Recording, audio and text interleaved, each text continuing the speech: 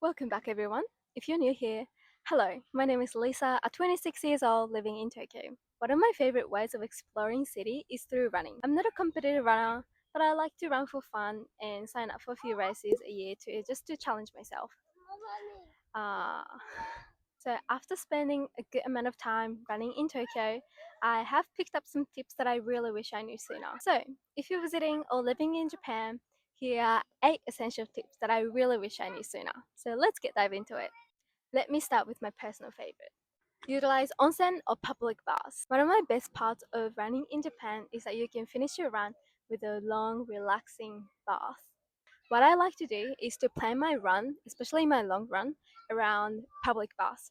So in your running backpack, you pack your toiletries and spare clothing.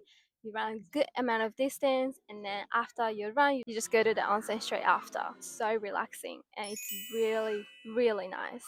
And even if you don't run with toiletries, you can even purchase them at the place. So as long as you have your spare clothing, you can just go straight after. And it's not just after run thing. Whenever I go on a trail run with my trail running club, we always finish with onsen. And it's really nice and refreshing. Once I get home, all I have to do is just to nap and just pass out. It's a really nice way to relax. This is one of my favorite ways to end my runs these days. And I think it's a great way to recover and also a uniquely a Japanese experience. I highly recommend. So that leads to my second tip, use run station.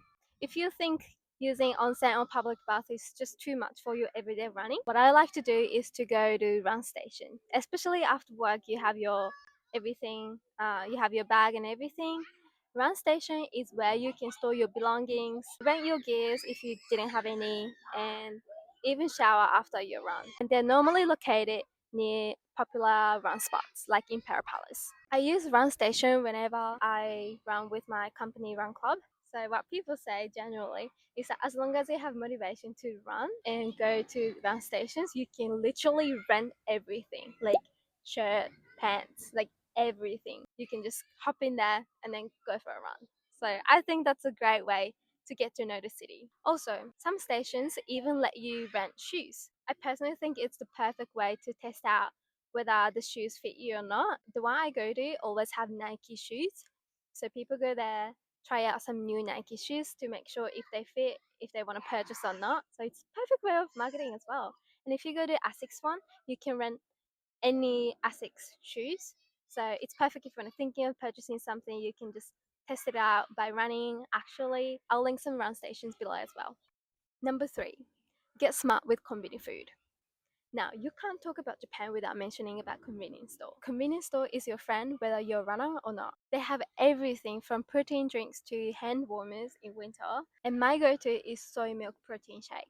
And it's always handy whenever I don't have access to protein drinks straight after exercising.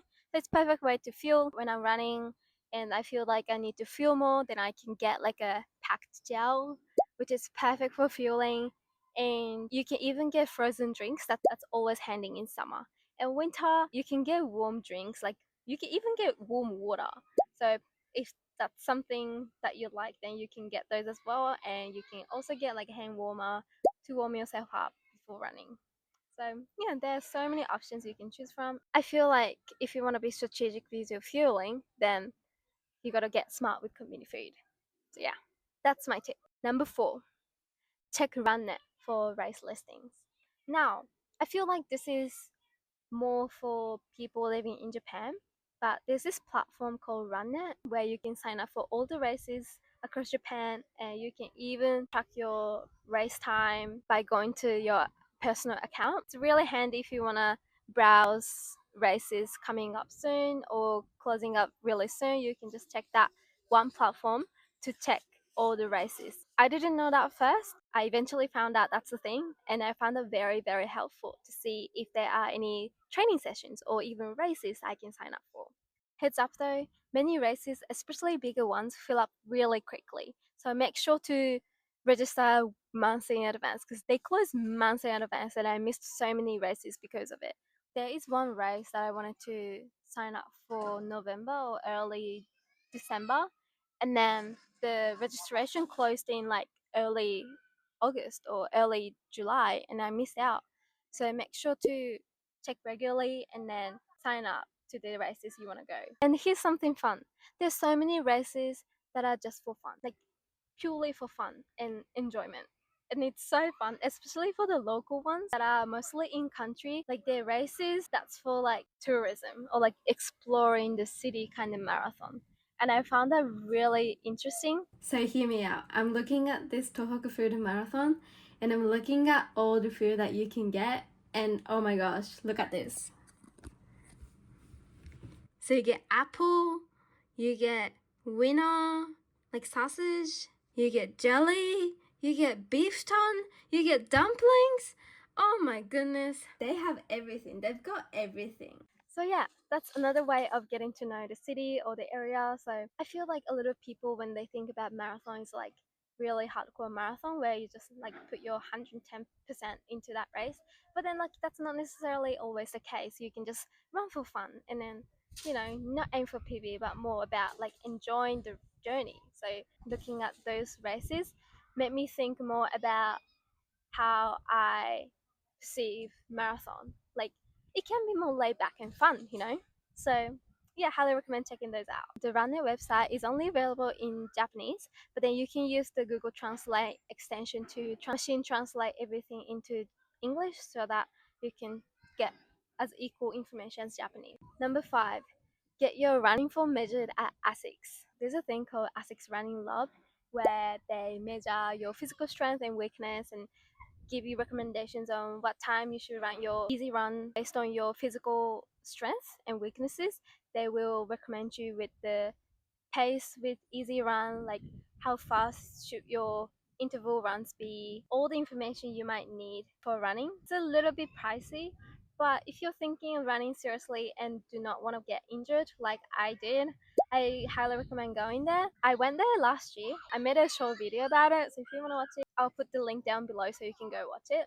The con for getting your running form measured is that they are so popular, like so popular, and as soon as they open the spots, they all fill up. Whenever I check the spots, they're always waitlist, like always waitlist.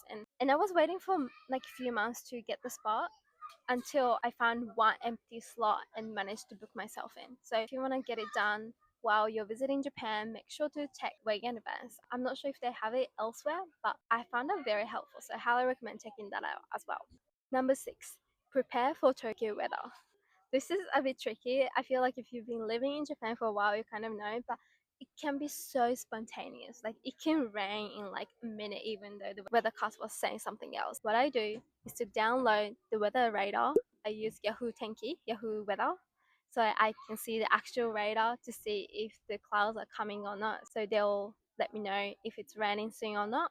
So I found that very helpful. And then I didn't think I would use it as much as I thought I would, but I use it every day to make sure I had to prepare for a rainy run. So yeah, that's another tip. Number 7, running magazines. Did you know there's a thing called running magazines that you can access all the resources that are updated every month? It's literally called running magazine, and it comes out every month, and then they can give you all the tips about running, and they even have a plan that come out every month towards the marathon race for all levels. So I found that very helpful. It's only like 400 yen. So you can just get them at any bookstore, and it's so helpful. They give you all the running resources like how to prevent injury, like what kind of stretches are good, even like marathon planning, and for all levels, like if you want to achieve sub 4, sub 3, sub 3.5, like all the levels, they're catered towards those people.